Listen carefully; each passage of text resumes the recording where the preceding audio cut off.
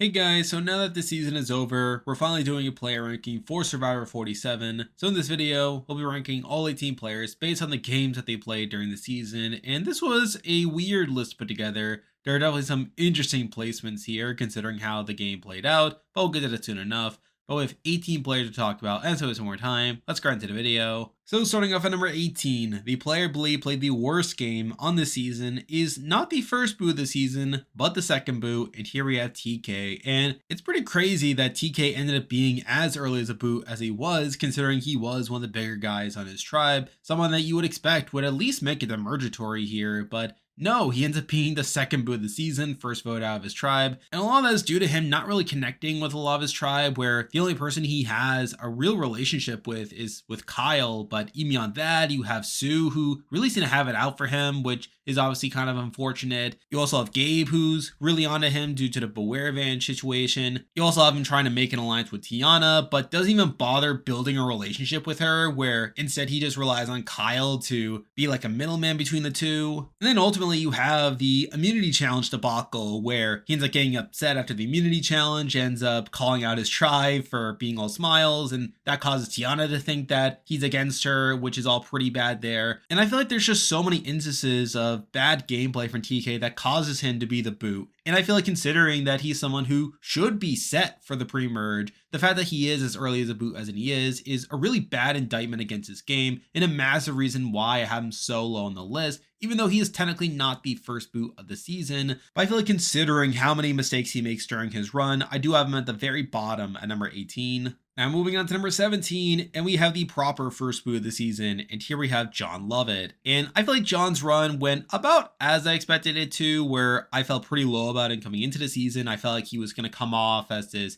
threatening and sketchy guy, and that is pretty much what happens here. Now, there's obviously some extenuating circumstances, like the fact that Andy had this big meltdown after the first immunity challenge that you can argue painted a target on John's back, caused people to want to keep Andy around as a smokescreen moving forward. Though to be honest, I think he probably gets voted out anyway, even if Andy didn't have the meltdown, considering a lot of people were kind of turned off by him during their time on Ponderosa before the season. And then even after the season started, he did some things that turned people off, like the fact that he approached Anuka on day one about wanting to work together, only for him to never talk to her again. And I feel like outside of Andy, we don't really see John building that deep of connections with many people, to where it just made him a pretty easy person to take out at that first round anyway, especially when Andy did a better job of connecting with the likes of Sam and Sierra early on. So I feel like at the end of the day, I feel like John, while it seemed like he got screwed over, I feel like he probably would have been an early boot regardless. And I feel like there aren't really many pros to John's game that would cause him to be higher in this ranking. But the reason I have him above TK is that I feel like TK was less obvious of a first boot, and I feel like TK did more wrong to be the boot in the position that he was in, whereas I feel like John is someone who probably would have been an early boot regardless, and there was probably less that he could have done to avoid having the target on his back. So at the end of the day, I did decide to give John the edge over TK, which is why he's here at number 17. Now moving on to number 16, and I didn't really know what to do with this person. I really thought about this and went back and forth. By number 16, I did decide to make a break from the boot order here, and we actually are jumping to Mergatory, and here we have Rome, the merge boot of the season. And again, I think there's definitely an argument for Rome being a little higher, considering he was technically within the majority for the entire pre-merge, where he obviously had Genevie, and he was successful in voting out the likes of Asia and Kesan. And through that, you can argue that he should at least be above one of Asia or Kesan because of that. However, the more that I thought about it, I just don't really think Rome played that good of a game on this season. And I feel like despite him being part of the majority, I feel like that was only due to the fact that, one, he had these advantages to begin with, and two, he was such a big personality that people want to latch onto him to be this smokescreen. And obviously, while you can credit him for that, I just don't think Rome was playing that intentionally. I feel like he was always going to be this big confrontational personality there. And I think we see that with how he treats the likes of Asia and Saul, where he was pretty openly confrontational with a lot of them, just really getting under their skin at almost every opportunity. And I feel like he was mostly saved by the fact that he had these advantages, where he had an idol to play at the first tribal and later had a steal a vote to use at the second tribal that he attends. So really these things really disincentivize disincentivized a lot of people from directly targeting him, as I feel like otherwise the likes of Asia and Keyshawn would have targeted him sooner, where we even see during the Keyshawn round that Keyshawn was targeting Rome during that situation. So I do think Rome was in a lot of danger here, but kind of gets implicit immunity due to having these advantages. Then honestly, he did have Genevie by his side, someone who was clearly latching onto him as his smokescreen, and also someone who did a lot of legwork to steer the target away from the two of them, even though by the merge, she was pretty much ready to let go of him. So even that, I can't really give him that much credit for. And I feel like throughout a lot of the game as well, I think Rome was also pretty unaware about his actual position, where he talked in his post-game interview about how he wanted an all-Lavo Final Four, which felt pretty unrealistic, all things considered. Then also he voted for Sam during his boot round just to cause some chaos. So really, I don't think Rome was really suited for the game, but he at least made for interesting dynamics around camp, even though I'm not a big fan of them personally. But I do think Rome was a pretty bad player, someone who was only given legs in the game due to her advantages, never really survives around a gameplay without some sort of advantage, which is pretty crazy there. And was such an easy and consensus target at the merge that he really didn't really have much of a shot there. So really, even though he does make it to the merge, I don't really give him much credit for getting that far in the game, which is why he's here at number 16. Now moving on to number 15, and we are moving back now to the third boot of the season, and here we have Asia. And I said this before, but it is really a travesty that Asia was as early a boot as she was someone I was really looking out for in the preseason for obvious reasons. However, if we are looking at her game, it's not particularly good, where it seems like she was towards the bottom of the Lavo power structure right from the start, or while she had good enough relationships with the likes of Teeny and Genevieve early on, I think the Keyshawn Teeny side were just incentivized to work more with Rome and Genevieve for that first vote, considering that Rome had an idol that he had to use at the first tribal, and Genevieve building a good enough bond with Keyshawn and Teeny to where Genevieve's not even an option to be taken out of that first round, which is pretty crazy to think about. It really just made it so that Asia and Saul were always going to be the first to go from that tribe. And with Asia being less willing to vote out Saul than Saul was willing to vote out Asia, it just made it so that Asia was going to be the boot in this round, which is pretty unfortunate there. And obviously, while you falter for not being more flexible and willing to vote out Saul in that spot in the hopes of just living to fight another day, I think the fact that Rome was there just made it so that it was going to be hard for her to worm her way back into the majority at some point, unless they were just able to get out Rome at some point. So it is kind of hard for me to parse out where Asia truly stands here, where on one hand, I do think there are some criticisms here. The fact that she wasn't willing to vote out Saul, and also the fact that her relationships with Teeny and Genevieve were just not enough to save her in this spot. But on the other hand, I do think the fact that Rome was there made her a bit unlucky in the game, and I did kind of struggle with that, but at the end of the day, she's still only the third boot of the season, which is why she's here at number 15. Now moving on to number 14, and we are actually breaking away from the boot order once again, and I'm actually a little surprised by how low this person is considering their placement, but at the end of the day, I feel like their game here is not particularly good. But number 14, we do have Tiana, and again, Tiana is someone who made it to the merge. She got all the way to 12th place here, and in a spot to where she probably should have made it a little further, considering that she gets screwed over by the safety without power twist that plays out the split tribal that causes her to be the target here. And obviously a lot of that is very unfortunate, but I think her game outside of that is bad enough to where I don't think I can really justify having her any higher here, where she's actually in a good spot initially on the Tuku tribe, where you had the likes of TK and Kyle approaching her to build this majority alliance, and while Gabe is never faithful to that group, Tiana was technically the swing vote that first round, where she could have caused a tie if she really wanted to, which is obviously a good position there. However, I do think she kind of squanders the opportunity by voting out TK, and a lot of that's stemming from this misunderstanding where she thought that TK was calling her out due to the immunity challenge and her thinking that TK was against them. And while I fault TK a good amount for not building a relationship with Tiana, never really clearing the air here, I also have to fault Tiana for this as well, for not really double checking with TK and making sure that he was truly on their side. And I think her voting out TK here worsens her position on the tribe, where afterwards Gabe almost immediately wants to target her afterwards, even though Tiana just saved Sue, who was one of Gabe's allies there. It seems like Gabe just showed no gratitude for Tiana saving her there, which is obviously pretty bad. And not even Sue was willing to show her much gratitude either, where Tiana thought for a lot of the season that she had Sue in her back pocket and that her saving Sue was a sign of them working together, when in reality Sue was never really loyal to Tiana and was just as willing to vote her out that next opportunity. And I think that's a major thing here, is that I think Tiana does get saved by Tuku never going to tribal again, where I think had they gone with the tribal, Tiana's probably the next boot off that tribe. So while she does place relatively high in the season, I do think a lot of that stems from her being on the winning tribe, the tribe that doesn't go to tribal much in the pre-merge, as I think she probably would have been a pre-merge boot had they gone the tribal more. So I think that's a pretty big knock there. And that brings me right to the merge, where she remains towards the bottom of the Tuku power structure. And I think a lot of that is her own doing. We're on top of her already being the target. She also makes Gabe even more upset by her after she threw him under the bus during the social hour. So I think there were definitely a lot of reasons for Gabe to go after her at that point. Now, I don't think it's entirely bad either, where supposedly Sam and Sierra felt pretty good about her by the time she went out. And I do think had she survived that split tribal, she would have had at least some legs to stand on, even though I still think she would have been a target moving forward regardless. However, while she does technically get screwed over by the split tribal and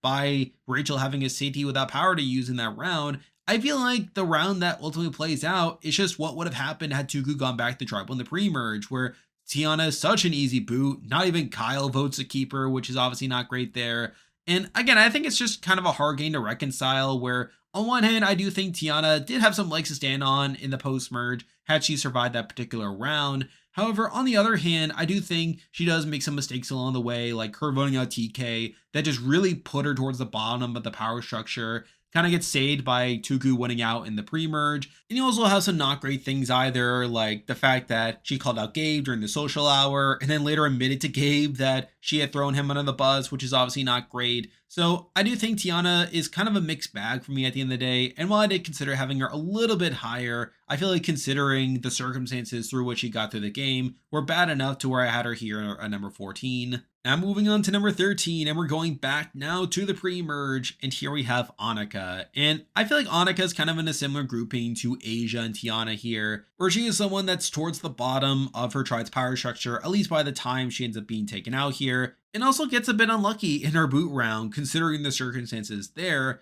to where I did decide to put her in the same grouping here. Now early on, she is, at least part of the initial majority, is a key role in taking out John Lovett during that first round, which is all pretty good. Even beyond that, you have her having a very close bond with Rachel, as well as Sierra. They had the Breadwinners Alliance there, but she also gets a bit unlucky by the end of her run, where for one, she loses her vote at a journey she goes to, which is obviously not great there. But you also have Andy getting an amulet through his journey that effectively functions as a shared idol between the other two tribes. And I feel like these two factors made Anuka such an easy person to be taken out at the next tribal, where it would have made no sense for Sierra to side to keep Anuka in this spot, to where, considering that Anuka didn't have her vote, had Sierra sided with Anuka, it would just cause a tie, and who knows what would have happened there. So it just made sense for Sierra to cut her losses on that front. But also, it makes sense for Sierra to keep Andy for the amulet, to where had she voted out Andy, it would have given all the control of that shared idol to two people on other tribes that she hadn't even met yet, to where keeping Andy in that game would give Sierra at least some input into how that amulet gets used and when it gets used. So to that end, these advantages made it so that Anuka was such an easy person to be taken out. Mind you, I don't think she gets entirely screwed over, as we have learned afterwards that Sierra would have sided with Annie and Sam even without the advantages, simply due to Anuka and Rachel being such a blatant duo on that front. So I do have to fault Anuka a little bit for being expendable there, but I still think she gets at least more screwed over than Tiana was. And compared to Asia, I think Anuka did more right in the game, to where she genuinely had Rachel by her side, voting with her by the time she went out. And she also at least had Sierra at a point. So I do think Anuka did more right in the game. She was at least voting in the majority for a round in the game, taking out John Lovett. And I think the case for her being screwed over is at least a little more valid in Anuka's case compared to Tiana's case or even Asia's case. So I feel like for those reasons, I do have Anuka the highest ranked of these three, even though her game outside that is still not the strongest in the world. So because of that, I do have her here at number 13. Now moving on to number 12, and we actually have the highest ranked pre-merger and the highest ranked pre-juror on the board. And here we have Kesan. And there's some debate for Kesan being lower, considering he was only the fourth boot of the season, only survived one tribal before his eventual boot there. And I do think he makes some mistakes during his boot round, like the fact that he was openly targeting Rome, which is obviously not great, considering that Rome was his clear smokescreen, and considering that Genevie was pretty unlikely to actually turn on Rome by that point. However, I do think there are some impressive elements to Keyshawn's game as well, where he was seemingly in a good spot early on in the original Lavo tribe, where he and Dini were this pretty clear duo, and with them aligning with Genevieve and Rome, it basically gave them the majority right at the bat and placed them in a pretty good spot coming to that first tribal. And I think he does effective work in placing a target onto Asia over Saul, as I feel like getting rid of Asia is better for Kesan's position on that tribe compared to Teeny's. Though it does also place a target on his back to where Genevieve did approach Rome immediately after the Asia round about targeting Kesan next, only for Rome to turn it down due to him thinking that Saul wasn't going to go along with them. And I do think Kesan plays the following round pretty sloppily, where he tells Genevieve that she's a decoy target, which causes her to turn away from him. And he does later try to blindside Rome in a spot to where Rome had a vote steal at that point, which is obviously a pretty risky play and eventually results in him having his vote stolen and him being taken out of the game instead. But even then, the actual plan to take out Kesan doesn't come together until the very last minute, to where even after Rome figures out that Kesan is after him, he still considers voting for Saul as a way of forcing a tie. And it's not until Tribal that things really fell into place there. So I don't even think Kesan was that dead to rights coming into his boot round. And it really wasn't until like Genevieve really pushed for Kesan to go that resulted in him being the boot there. So I do think at the end of the day, I think Kesan definitely has some pros to him, to where I do give him some credit for the Asia round, getting the target into Asia. And then even after he tries to pull this coup on Rome, the fact that he comes relatively close to staying in that round is somewhat impressive in my eyes. So while I still think Kesan played a pretty sloppy game by the end of it, and I think he did bring his boot upon himself, the fact that he had plenty of agency early on, plus the fact that he comes pretty close to staying in his boot round, was enough to have him the highest ranked of these early boots, which is why he's here at number 12. Now moving on to number 11, and from this point on, every single person left made it to at least the jury phase, and it's just a matter of ordering them. However, I did kind of struggle with these next couple players, as I feel like they're all kind of around the same level, and I didn't really know what to do with them. But at number 11, I actually decided to go with the person who made the furthest of these three, and here we have Kyle. And Kyle's a pretty tough player to assess, as on one hand, he does get all the way to the final 8. I think that's at least something to point out. However, he's also immune for most of his run, to where there are very few rounds of gameplay that he survives without some sort of immunity, so I think that's kind of hard to reconcile. But the main reason he's relatively low for his placement is he's not really in a good position for a lot of his run, despite him being immune, where right at the bat, he's blindsided the first tribal he attends, loses one of his closest allies in TK, and also has Sue coming after him due to him writing down Sue's name, which, sure, I guess. And while I don't think he's next to go off his tribe, where Tiana becomes a bigger target in the eyes of Gabe, he's still not in a great spot on his tribe where he's outside the core majority alliance. And while he had the forethought to want to target Gabe and topple the power structure there, I just don't think he would have had the ability to do so had Tuku gone by the tribal in the pre-merge, and I think he probably would have just lost Tiana at that point, one of his other allies, but they end up winning their ways to the merge, so whatever. And then we get to the merge where he ends up being immune for a lot of that section of the game, winning 4 immunity challenges, which is obviously pretty impressive. But even then, he's still not in that great of a spot either, where during the mergatory round, he wants to work with Rome, only for Rome to throw him under the bus, which is obviously pretty bad. We then get to the split tribal, where while he is on board to target Rachel for a lot of that round, after Rachel becomes immune, he's kind of forced to cut Tiana at that point, which is obviously pretty unfortunate. And while he is voting the majority afterwards, we see him become a pretty big target, in large part due to his immunity wins, to where the likes of Teeny and Sue want to take him out, but simply can't due to him winning immunities. And even Gabe, someone who becomes his closest ally by the end of his run, was also willing to throw him to the wolves had he not won immunities. So I simply don't think Kyle is in that great of a spot for a lot of his game, and I feel like a lot of his game is defined by him losing numbers that would have been beneficial to him moving forward. And by the time he loses immunity at the final 8, there was really nothing he could do. It just seemed like he was such a big target by that point that there really was no way he could get around it. Though I will also say that had he been able to win his way to the end, he probably would have won a jury vote, considering it did seem like a lot of people liked him. It seemed like a lot of people would have resonated with his story, and I think he probably wins if he gets to the end. The problem though is that he was still like pretty far from getting there at the final 8, and also he didn't really have much agency before that point. So at the end of the day, I feel like Kyle is someone I can't really have too high here, despite his placement in the game, to where he's here at number 11. Now moving on to number 10, and we have someone who is kind of similar to Kyle in that they were also not in that great of a spot for a lot of the game, but I feel like there were a couple of more impressive moments for me that have them a little bit higher, and that person is Saul. And Saul is someone who I really like on a personal level, and I do think he got pretty unlucky in many opportunities across the season. But at the end of the day, he's still someone who was not in that great of a spot for a lot of his season. Right at the bat, he was towards the bottom of the Lavo power structure. But while he was aligned with Asia, he was always going to be on the outs during that first round. Though you do have to give him some credit for having the better relationship with Rome and Genevie to where they want to keep him over Asia. Then also him having a good enough relationship with Asia to where Asia refused to vote him out when she was asked to. So I think those are some pros you can give him there. We then get to the next round where, again, he's not that involved in the actual plan to take out Kesan outside just being flexible to go along with it, even though we saw on the show that he initially turned down the Kesan plan and only agreed to it later, but whatever. We then get the Mergatory where he was kind of seen as a target, but Rome was pretty clearly the consensus, and the votes do eventually split into Andy, so he was pretty safe there. Then we get to the following round, the Split Tribal, where he does make a somewhat impressive move by finding the city without power and using it on Rachel, which admittedly is kind of an obvious move as it forces the Tukus to turn on each other and potentially expose some cracks there. And obviously keeping Rachel in the game is beneficial as it potentially gives him a number in the future. But it's still something at least to give Saul some credit for. And we see him putting him some legwork in the following round to build Saul's Secret Angels with the likes of Rachel and Andy, though he ends up undercutting that by the time of Tribal where he does vote out Sierra, who was one of Rachel's allies by that point. And he is eventually sniped out the final 10 due to Genevie pushing for this big blindside against him, which admittedly is bad in the sense that it's not even in Genevieve's best interest to be making that move that early in the game. But at the same time, I do have to give Saul at least some credit for having decent relationships with a decent amount of the tribe, where the likes of Andy and Rachel didn't even want to vote him out at that point, but were kind of strong-armed into due to the numbers simply not being there. But I think on paper, Saul's game is not that impressive at the end of the day, where there are many points where he was towards the bottom, there are many points where he was losing people that were close to him,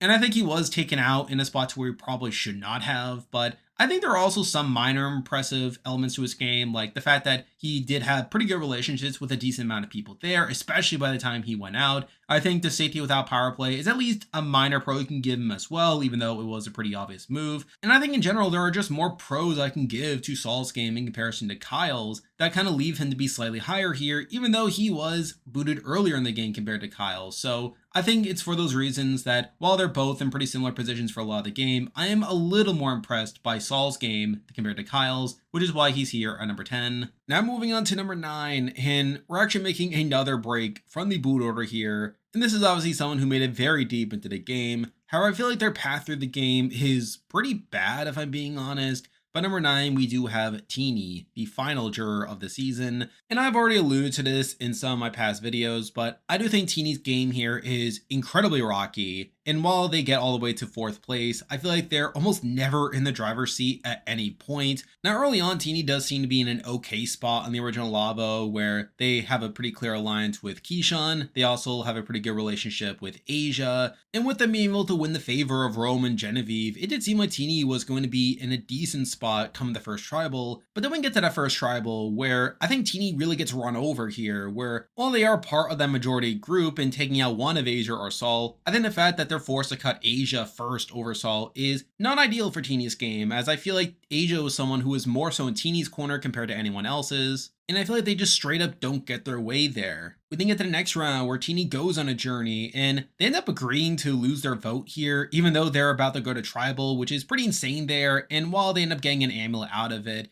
it really does come back to bite them, where they end up getting blindsided at the Kesan round, losing another one of their numbers. And it really leaves Teeny in a bad spot moving forward, where while Saul is someone that Rome was distracted by and wanted to target, I think Teeny was also in a pretty prime position to be taken out had they gone to the next tribal, but they end up winning that. We then get the Mergatory where they end up getting out Rome, which is all pretty good, and plus they end up having the amulet used on them to avoid the target that would come from having an amulet still in the game, which again, that's fine. They end up being safe during the split tribal. However, it was kind of a lose-lose for them as they were pretty much guaranteed to lose one of Rachel or Tiana, two people that they had built a pretty good relationship with and would have been numbers for Teeny moving forward, so I would consider that a bit unfortunate. But from the jury phase on, I think Teeny is either out of the loop or not really in power for the majority of the game, where you have them trying to get this women's alliance to work together, only for that to never pan out. You have them trying to target Sam and Kyle over and over again and just never gets their way, where during the Sierra round, they tried to get the majority of the votes onto Sam, but ends up failing there. You have them trying to get Sam out again during the Saul round, but is once again not able to get their way. Now they are able to turn it around a little bit where they're able to build this alliance with the Olgadas that's able to take out Gabe at the final 9 and Kyle at the final 8.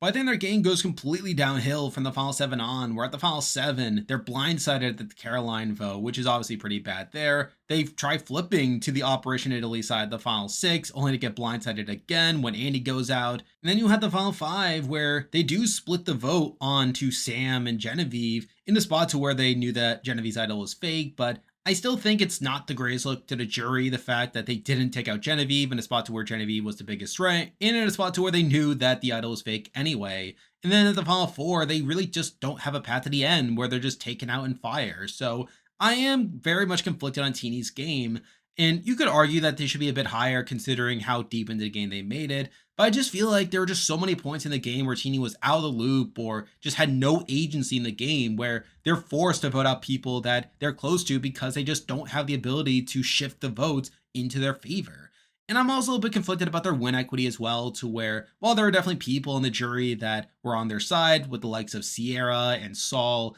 I'm just not convinced that they would have beaten the likes of Genevieve or Rachel at the end had they gotten there. So at the end of the day, I feel like I'm very conflicted on Teeny's game. And while they got all the way to the final 4, I feel like the way that they got there was incredibly rocky to where I can't really have them any higher than number 9. Now moving on to number 8, and we're actually going back to the earliest boo left on the board to talk about. And here we have Sierra. And I was a bit unsure with what to do with Sierra. I was conflicted over whether to have them above or below Teeny. However, the reason that I went above is that I do feel like Sierra had more agency on the original Gada tribe and was definitely more insulated within the majority alliance there. Where again, she is part of the majority for pretty much the entire pre-merge there, having a pretty close alliance with Sam. Also has the Breadwinners Alliance and Anuka and Rachel that on paper should have put her in a pretty decent spot there. Now, it doesn't really pan out that way, where you have Anuka losing her vote as a result of the journey, and you also have Andy getting an amulet that kind of forced her hand at the Anuka round, basically forced her to take out Anuka there, even though she has said afterwards that she would have sided with the Sam and Andy side anyway.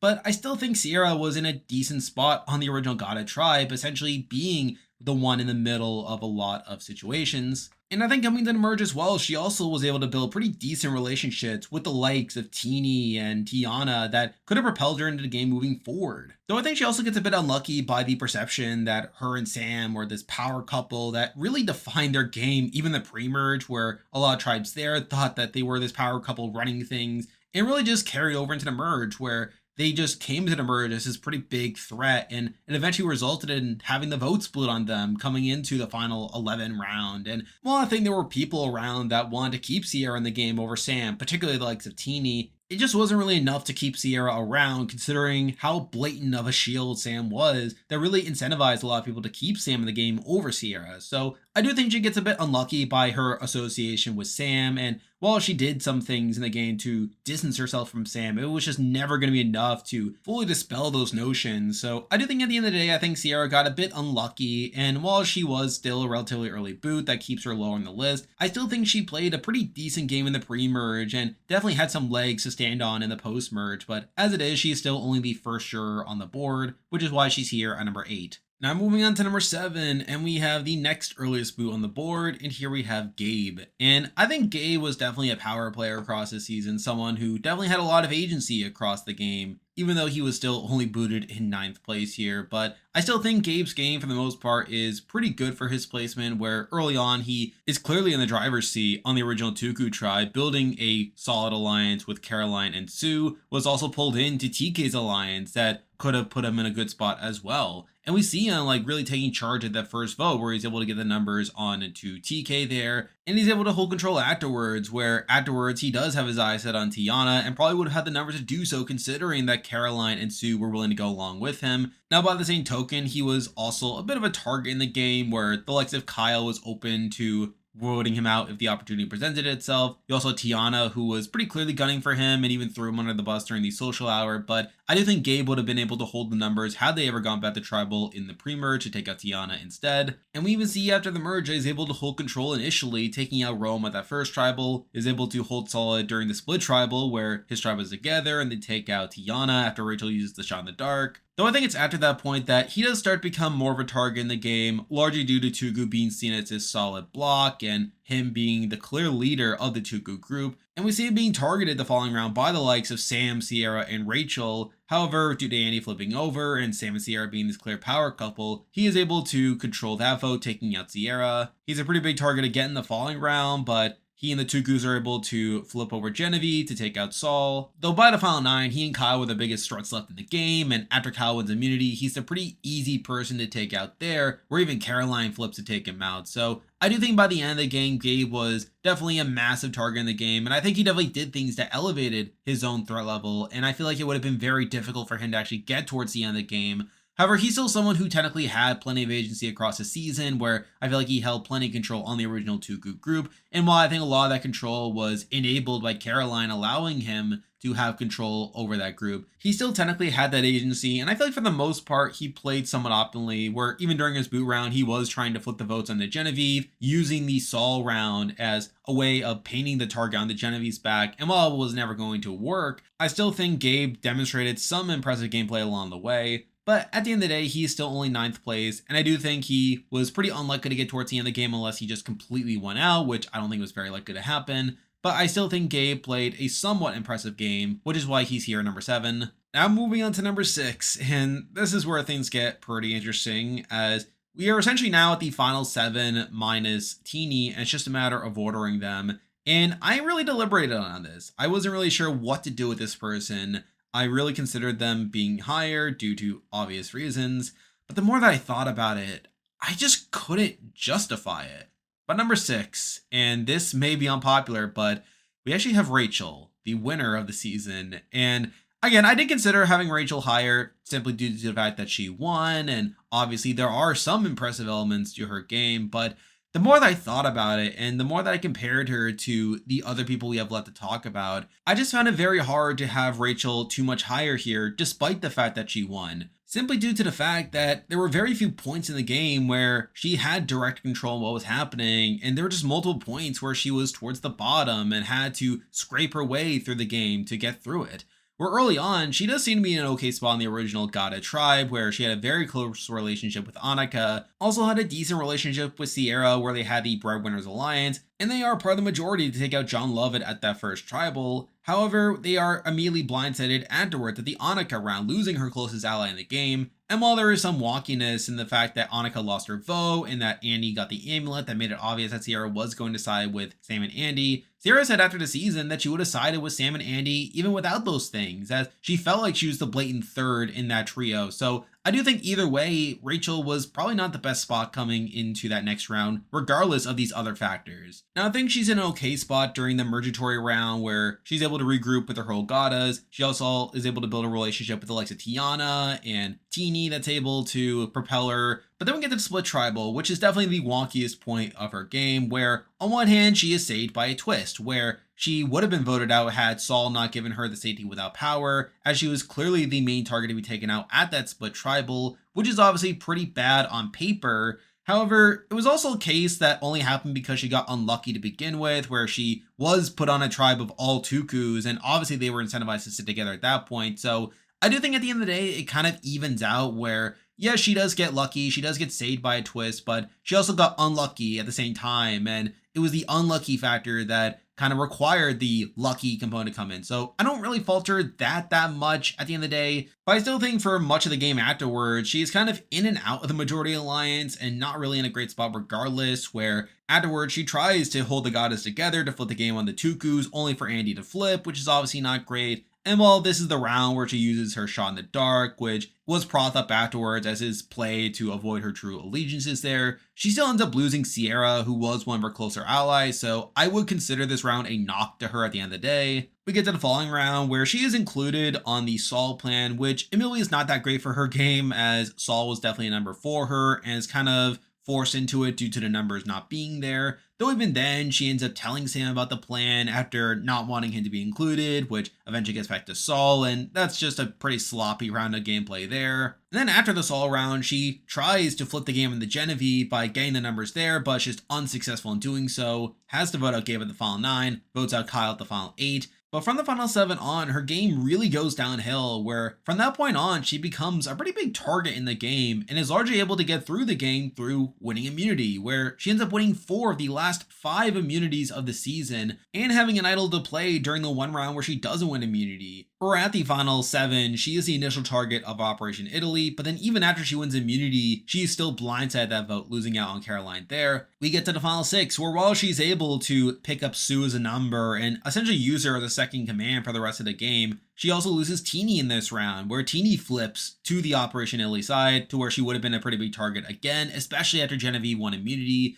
And through that, she has to use her idol at that point, which is pretty bad. And debatably also had to use her vote blocker as well, where had she not had that vote blocker, there's a good chance that the Operation Italy side splits the vote onto her and Sue there. So I think that's also a pretty hairy spot. We get the final 5, where she's also a pretty big target in the game. And while you can debate whether she would have been voted out over Genevieve had she not won immunity, it still was a pretty bad spot for her. And while she does eventually win immunity and get Genevieve out, I don't really give her that much credit for taking out Genevieve, considering Genevieve was the pretty blatant biggest target that wasn't immune at that point, so don't really know what to do with that. And then final 4, she once again has to win immunity. Probably would have been the main target there had she not won immunity, but is able to do so. And she does get to a final 3 against Sam and Sue to where she wins in a 7-1 vote. I feel like her final tribal performance was not great at the end of the day, and considering that Gabe, Sierra, and Andy all considered voting for Sam at that final tribal, there's a chance that that final tribal could have been a lot closer than what ended up being by the end of it. So I think Rachel is in a really weird spot where on one hand, I do think she's a pretty decent player. I think she definitely showed some skills from the game. And I think if she were to come back, I would definitely have faith in her to do well again. But I think if we're just talking about her game on this season, I think it's pretty bad. I think she's the worst winner of the new era from a winning game standpoint. I think she's definitely in the bottom tier of winners in my eyes, to where I think there's definitely similarities to the likes of Jenna Maraska from Survivor the Amazon. There's similarities to Mike Holloway from Survivor Worlds Apart. I actually think Andy hit the nail on the head here when it came to assessing Rachel's game of Final Tribal. And it obviously makes it very difficult for me to place her on this player ranking, where on one hand, she actually wins the game. And I think that's definitely something to take into account. But I think when comparing her path through the game to the top 5 people we'll be talking about, I think it's definitely below them. I think there are just way too many points where Rachel was either not in control of the game, out of the loop, or just had to win out to get towards the end of the game to really justify her being too high here. And I think with the top 5 people having higher highs to their game compared to Rachel, I think it's just enough to have her this low on the list. So while I know a lot of people will not be happy by this, while I am expecting a lot of comments talking about how I'm wrong, I feel like at the end of the day, I just can't have Rachel any higher than number 6. Now moving on to number 5, and I know a lot of people will not be happy by this, especially by having this person above Rachel, but we actually have Sue, one of the runners-up of the season. Now if we're talking about Sue as a player in the grand scheme of things, I think she's definitely a step below Rachel. I think she's someone who I wouldn't have that much faith in to win a game of Survivor in the grand scheme of things, but I think the game that she played on the season was slightly better than Rachel's, simply due to the fact that I think she was more consistently in the majority alliance, and I think she had more agency in how the game played out at the end of the day, even though I don't think that's really saying much. More early on the original Tuku tribe, she is included in the majority alliance there alongside Gabe and Caroline, and while I think she was clearly behind Gabe in terms of the actual control there, she's still in the majority there and plays a pretty major role in taking out TK at that first round. Mind you, I think a lot of that is more so due to personal reasons, where it seemed like Sue just didn't like TK on a personal level and was just really pushing to get out TK because of that. So admittedly, I don't think there's much game behind that, but she is technically a force in getting out TK there. And I think moving forward, she would have been pretty safe on the Tuku tribe moving forward, considering that Gabe and Tiana were bigger targets there. And after the merge, I think she continues to be relatively safe in the game, working alongside Gabe and Caroline there. And while she doesn't really have much input in how the actual votes are playing out, I do think she was still pretty well positioned within the Tuku power structure to where, had the Gabe side been able to hold control, I think she probably would have had a pretty smooth ride to the end regardless. Mind you, she would have been a GOAT at that point, and I think that's in general one of Sue's biggest issues is the fact that she was safe in part because she was perceived as a GOAT, but she's still pretty safe throughout the game. She's still voting in the majority for a lot of it. However, things kind of go off the rails at the final 9, where she's blindsided the Gabe vote, being the only person to not vote out Gabe in that round, to where even Caroline flips against him, which I do think is a pretty bad knock to her game, but she is able to recover at the final 8 by taking out Kyle, her nemesis throughout the game, which admittedly ties back into her being a somewhat emotional player, where it seemed like she was pretty tunnel visioned due to Kyle writing down her name during the TK round and just was never able to let that go. But she does technically get her way there and getting out Kyle, only for her to be blindsided again at the final 7, losing Caroline there, one of her closest allies in the game, which is obviously pretty bad. However, I think afterwards, she is able to recover a bit, where she's able to latch onto Rachel, is able to essentially become Rachel's second in command, and they're able to essentially hold control until the end of the game, where they take out the big threats, Andy at the final 6, Genevieve at the final 5, and she's pretty clearly being taken to the end of final 4 after Rachel wins immunity there. However, by that point, she pretty much had no win equity. I don't think she wins in any scenario, if I'm being honest, where it seemed like a lot of the jury just saw her as a lightweight, someone who really approached the game in a really straightforward way and played a very loyal base game that I don't think this jury was really going to respect. However, I do think a major pro for her over Rachel is that, one, she was pretty safe in the game, and while I think a lot of that was due to her not really having much win equity, I do think she still had a much smoother ride in getting towards the end of the game compared to Rachel. Then also, I think she was more consistently in the majority alliance, where, again, I think the Gabe and Caroline rounds are pretty bad for her game-wise, but I think outside of that, she's able to become part of the majority alliance for the rest of the game outside of that. So I think it's those things that really elevate Sue above Rachel in my eyes. And again, I think this is more so about her game on the season as opposed to Sue as a player. As again, I think Sue is a pretty straightforward player. I think she's someone who I wouldn't have too much faith in on any given season. But I think if we're just looking at the game that she played on this season, I do think it is technically a step above Rachel's in my eyes, which was just enough to have her here at number 5. Now moving on to number 4, and this is someone who I know a lot of people were very high on during a lot of the season, and to be fair, I do think they played one of the better games on the season, but I still have plenty of issues with it. But number 4, we do have Genevieve, the 5th place finisher on the season. And obviously a lot of people are very high on Genevieve during the season, talking about how she's one of the best players of the new era, how she's playing a really impressive game. And I think there are definitely a lot of merits to Genevieve's game. However, I do have a couple of reservations that leave her a bit lower here. Now, I think early on, she is pretty well positioned in the original Lavo group. She's part of the majority there. And while I was worried while watching the season that she could have been sniped out early due to her association with Rome, supposedly she built a very good relationship with Kesan and Teeny to where they thought that they were this 3-person alliance.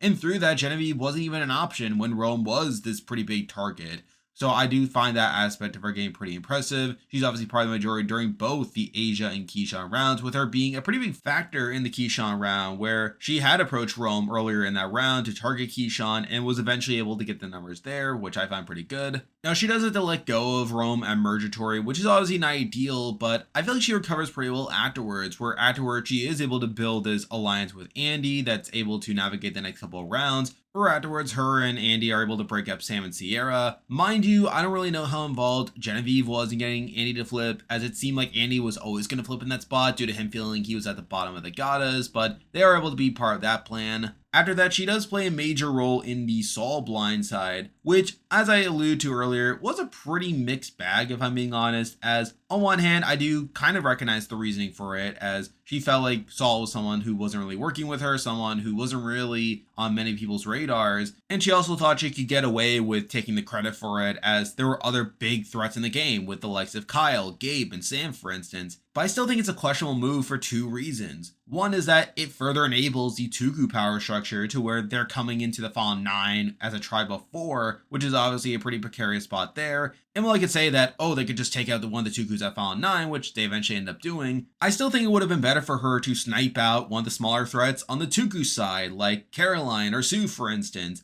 as opposed to taking out Saul, who was still technically working with a lot of people she was working with as well, so I still think she could have used Saul for a couple more rounds because of that. But I think the other reason is that the move really elevates her threat level to where, despite there being these other threats in the game at this point, Genevieve just becomes one of those big threats, to where from this point on in the game, she becomes a target at almost every single round, where at the final 9, she's the secondary target there. At the final 8, she is once again a potential target, and also some questionable gameplay there, like telling people to target Andy and Sue due to them being these goes, which ends up upsetting Andy, who was one of her allies at that point. and she was one of the main targets coming into Final 7 before Andy flips and they end up causing Operation Italy, which is a pro for her game that she was part of that plan, but she is still one of the main targets from the other side moving forward. We get to the Final 6 where they are able to flip over Teeny, and they would have had the majority there had Rachel not had an idol to play, which is obviously pretty unfortunate. She loses Andy there. And then we get the Final 5 where she is obviously the biggest target after Rachel wins immunity, and while she does fight to stay by playing off that she has an idol when she really doesn't, at that point I just don't think there really was much of a chance of her actually staying over Sam in that case. So I am kind of conflicted over Genevieve's game, where I think for the most part she does play a somewhat impressive game, where I think there are many points where she is in the majority group.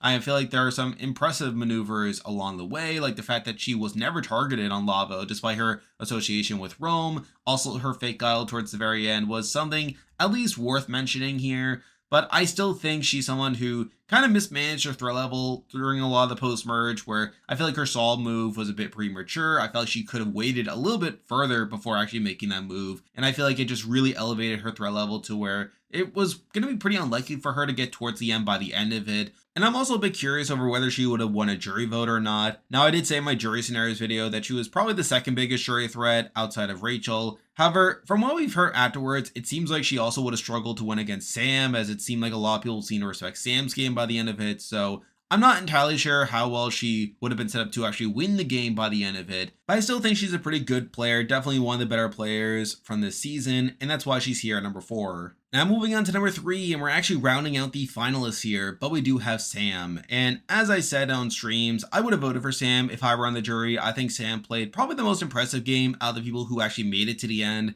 However, I still think it was a bumpy ride, to say the least. Now, I think his pre-merge is pretty solid, where he's part of the majority during both the John and Anuka votes, has a very close bond with Sierra, also has the closest bond of anyone to Andy, which I think is pretty good, especially when he's able to keep Andy over Anuka at that second tribal. And while he technically gets a vote against him during the Rome round, that was mostly a hinky vote meant to cause chaos and just Rome being Rome, but he's able to remain pretty safe there. Though I think his game kind of goes off the rails after the Mergatory round, where he doesn't really manage Andy properly, which eventually causes Andy to flip, and he eventually becomes a pretty major target after the split tribal, where we see the entire tribe turn against Sam and Sierra, and they end up splitting the votes onto them at the next tribal. And I feel like he was kept around over Sierra due to him coming off as a bigger threat and being a more useful shield for people. Though even then, there were still people that were wanting to target him at that round, with the likes of Teeny, who would have preferred for him to go over Sierra. And he's really on the bottom afterwards, where he was the initial target coming into the next round, only for Genevie to later shift the target onto Saul, a plan that Sam was even supposed to be included upon until Rachel told him about the plan. And while Sam tries to use that to stir the pot, it's ultimately unsuccessful and Saul ended up going on instead. But I think afterwards, he does start to recover a bit, where at the Final 9, he is one of the main people pushing to target Gabe, which eventually ends up going through. That's pretty good. At the Final 8, he is able to get out Kyle. That's also pretty good. And then we get the Final 7, where he is pulled into Operation Italy, that's able to pull off this massive Caroline blindside. And while I think other people like Annie and Genevieve are more involved in that plan compared to Sam, I think the fact that Sam was able to repair his relationship with Andy to be included in that plan is somewhat impressive in my eyes. And I think from the Final 6 on, he does get pretty unlucky that Rachel wins her way out, where at the Final 6, they were able to get the numbers onto Rachel, only for Rachel to have an idol there. At the Final 5, he wants to target Rachel, only for Rachel to win immunity. And even then, you have Genevie trying to get him to be the target over her with her fake idol. And then at the Final 4, he is unable to beat Rachel in Final 4 immunity, which forces him to go into fire, and then he just loses to Rachel at the end. Though at the same time, I think Sam definitely had supporters on the jury, where obviously Sierra was a big advocate for him on the jury. Gabe and Kyle seem to be pretty sympathetic towards him. Even Andy and Teeny very much contemplated voting for him based on their final trial performances. And while I think the jury was just a bit too locked down on Rachel to actually vote for Sam by the end of it, I think that if Sam had been able to get out Rachel before the end, that he is a very likely winner of this season. So I do think Sam on the whole played a pretty impressive game, and while I think the top two are probably more consistent in how they approached the game, I still think the fact that Sam was in the majority for a decent chunk of the game outside of that early merge section, and also the fact that he seemed to have some win equity by the end of it, was not to have him here at number 3. Now moving on to number 2, and I'm actually a bit surprised that these ended up being the top 2 considering their placements on the season. And I know there's going to be some disagreement that I had these people too high, especially compared to the people who did make it to the end. However, just thinking about it, I do think these people played probably more impressive games, more consistent games. It was just a matter of ordering them. But number two, we actually have the earlier boot of the two, and here we have Caroline. And again, some people may think Caroline's too high here. And admittedly, in the grand scheme of things, I don't think Caroline played the most dominant game in the world, where obviously a lot of her game was her acting behind like these big threats, like the likes of Gabe, for instance. However, I feel like out of everyone inside the final seven, I do think Caroline was the most consistently in the majority throughout her entire run, which I do find pretty impressive there. And plus, while I don't think her game was the most dominant in the world, I do think she had a lot of intentionality in how she approached the game, where she intentionally made herself a second in command to Gabe. She intentionally utilized a meat shield strategy to get herself through the game, and she also intentionally wanted to give other people credit for moves that were happening in the game with the intention of making them the bigger targets. Now, like I said, I do think she is consistently a majority for most of her run, where right at the bat, she is in the majority on the original Tuku tribe. She has a very close bond with Sue, also has a very good bond with Gabe, is able to get through the TK round pretty unscathed there, is also able to hold control after the merge, where the Tukus are able to hold control there, gets through the Tiana round alright. Even after the Tukus become a threat, after wanting to take out Rachel during the split tribal, they're able to hold control again, taking out Sierra the following round. But even then, she's still able to lay some groundwork on her own, where she's able to build an alliance with Rachel after the Sierra round, which is pretty impressive considering she had just blindsided Rachel. And her doing that really allows her to work with people outside the Tuku alliance while still having another shield in front of her, considering that Rachel was becoming a bigger threat by that point. And I think it really pays dividends for her at the final 9, where she is pulled into the Gabe blindside that happened to that round, and she does pull the trigger against Gabe at really the last opportunity she could have, as had she kept Gabe in the game at that point, we would have had 4 Tukus coming to the final 8, which would have made them such a big threat moving forward. And plus it allows her to keep doing what she's doing, but this time with Rachel. The fact that she's able to utilize a strategy with not one, but 2 major threats is pretty impressive in my eyes. And we see her holding control at the final 8 to take out Kyle. And then coming to the final 7 round, she was not the initial target coming into that round, where Operation Italy was initially planned to target Rachel there, only for Rachel to win immunity. And obviously she is eventually sniped out of the game due to the Operation Italy's blindside there. And in some ways you could fault her for encouraging her side to split the vote and to not convince Rachel or Sue to use their idol or vote blocker there in a spot to where they could have. But even then, I kind of understand her reasoning for doing so, where supposedly she discouraged these options because she wanted to make Andy feel involved in the actual gameplay, and she wanted to allow him to feel like he was putting a move on his resume. So again, while it is a minor knock that they had these advantages and her boot could have been avoided, I still kind of understand her rationale for doing so. And I think another thing to bring up is that I feel like had Caroline survived this round, she would have been in a pretty interesting spot to potentially win the game, where I feel like if she had survived this round, she would have continued to ride it out with Rachel and Sue moving forward, would have had 2 people pretty willing to take her towards the end of the game there. And I feel like had she been able to get out Rachel at any point and gone to the end with Sue, she would have been in a very prime spot to win a jury vote. And I think that's been supported even more by Exit Press, where supposedly the jury really fell in love with her after she explained her game after being voted out, which makes me think that had she gotten to Final Tribal and gone to explain her game, that they probably would have been pretty receptive to the game that she played and probably would have rewarded her because of it. So at the end of the day, while Caroline still only got 7th place, I feel like she played probably the most consistent game on the season, being consistently in the majority, where I feel like there was never a point where she was out of the loop on any given plans. I think she definitely played a very intentional game that was pretty set up well to get towards the end of the game, and just gets pretty unlucky by what happens at the final 7 due to Rachel winning immunity there. So on the whole, I do think Caroline played a pretty impressive game, and I actually considered having her at number 1. But the main reason I didn't is that she was technically outplayed by the person at number 1, which is why she's here at number 2. And now, at number 1, the person I believe played the best game on Survivor 47 is Andy. And I know I'm going to get comments for this. I know people are going to say that Andy sucks and he played the worst game and no way he's better than Rachel or Sam or any of these people. But at the end of the day, I think while there are definitely holes to Andy's game, I do feel like there are impressive elements to it, considering the circumstances that he was given.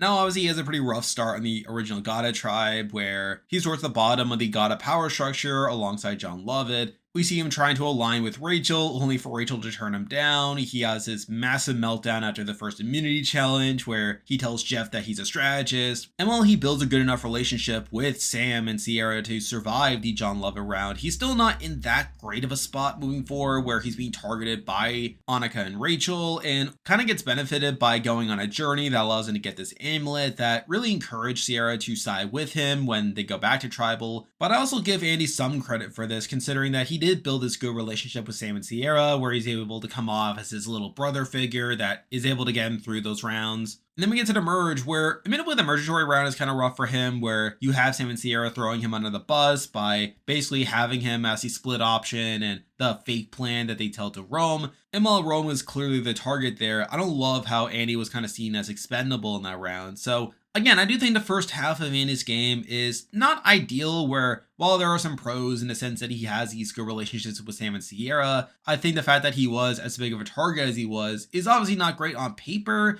But similar to Caroline, I think Andy was also pretty intentional with how he managed his perception across the game. Now, I don't think the day 3 meltdown was intentional by any means, but I think the stuff that he does afterwards to make him come off as the George Costanza survivor, I think that was definitely a key part of Andy's strategy early on, and definitely something that endeared him to the likes of Sam and Sierra to keep him safe during those rounds. And I think he was simply biding his time until it was the time to flip, which he ends up doing after the split tribal, where he ends up building a relationship with Genevieve and almost immediately flips over to the Lavo and Tugu group, is a key force in breaking up Sam and Sierra at that point, which is all pretty good. You also have the Saul blindside at the final 10, which he is a part of, but is also something he didn't really want to happen, and it's just kind of strong arm to it, which I don't really love that. But then we get to the final 9, where I do feel like he is pretty involved in the eventual Gabe blindside, where he is pretty involved in getting the likes of Rachel and Kyle on board to go along with that plan, and he is pretty effective in taking out Gabe at that point, but still not really getting that much credit for the actual move. And then moving to the final 8, he does try to flip the game on the Genevie, but is unsuccessful in getting the majority on board, and it's kind of forced to vote out Kyle at that point, which is obviously not great.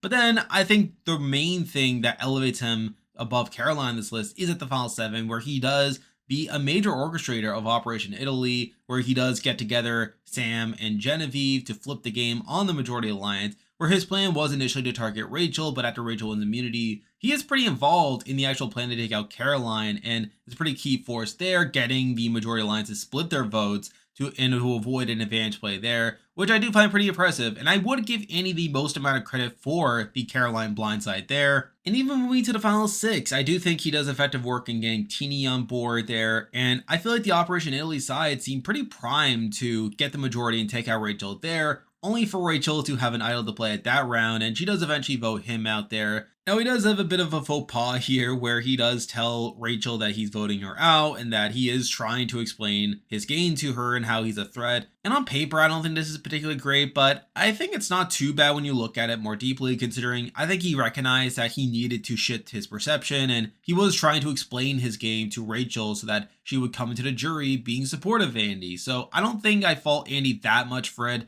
And considering that his side had the numbers anyway, I feel like it was a move that was only ever going to backfire if Rachel had an idol and was going to target him over Sam. So at the end of the day, I don't really fault him that much for it. And I think in general, it was a pretty interesting debate between Andy and Caroline here, considering I feel like in many ways their games are kind of similar, but also kind of different. Where I feel like Caroline's game is a bit more consistent through and through, and plus I feel more confident that Caroline would win as she got to the end. While Andy's someone who obviously had a much rockier road throughout the game, there were points where he didn't get his way, there were points where he was towards the bottom of the majority alliance, and I also question his win equity, where I feel like Andy would have struggled to win a jury vote in really a lot of scenarios, in part because of the perception that he cultivated with him coming off as like this little brother figure, where even the move to take out Caroline at the final 7, while the jury recognized that it was his move, it was also a case where they just saw him as a flipper as opposed to someone who was making like this massive move within the game. However, I also think Andy recognized that he needed to shift his perception, and I do have to give Andy at least some credit for trying to change his perception towards the end of the game,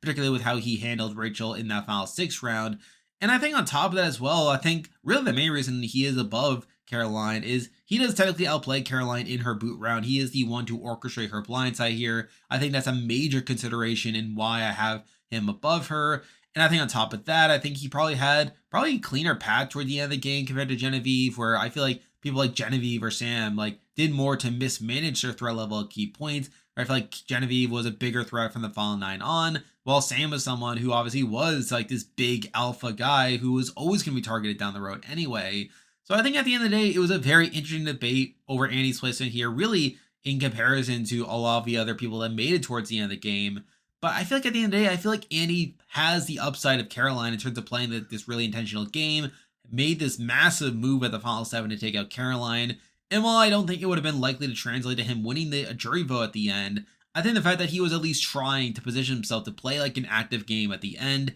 and it almost worked out for him to where he largely gets screwed over by Weirchel having an idol play at the final 6 and Genevieve having immunity. I think those things are enough to kind of offset some of the weaker elements to his game and the fact that he had a rockier game early on, where I feel like he was like navigating the game in a somewhat impressive way. And while he didn't always get his way, I think considering the field here, I feel like there isn't really anyone that played an overly dominant game anyway, to where I feel like this ends up being a really weird player ranking regardless. But I feel like for all the reasons that I mentioned, I feel like Andy probably has the most pros going for him out of anyone here, which is why he's here number 1. And there we go, that'll do it for this week's video. If you like this content, be sure to like and subscribe, really helps out with the channel. Now I will be wrapping up my coverage of the season with a review, so be on the lookout for that. And I'll be doing more general content as we head into this off season, so be on the lookout for that. I'm on Patreon and have YouTube membership, so if you want to consider supporting the channel, you can do so by clicking the link in the description. And you can also join the Discord server by also clicking the link in the description.